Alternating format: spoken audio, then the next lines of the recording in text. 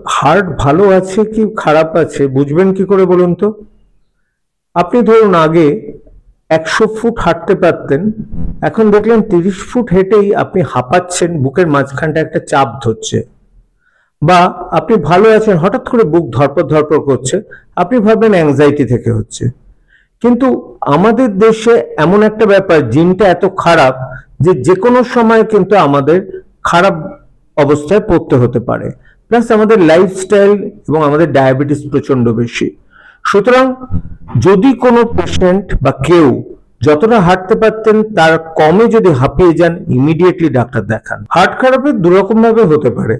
একটা হচ্ছে ধরুন হার্টের মধ্যে যে রক্ত চলাচল করছে সেটা কমে গেল, তাহলে আপনি হাঁটতে গেলেই বুকে একটা চাপ ধরবে, সেটা বুকের ঠিক মাঝখানে হবে, সেটা গলায় যাবে এবং দুটো নেকে যাবে, জয়ে যাবে, কিন্তু তার সাথে সোয়েটিং হবে, আর থেমে গেলে সেটা চলে যাবে।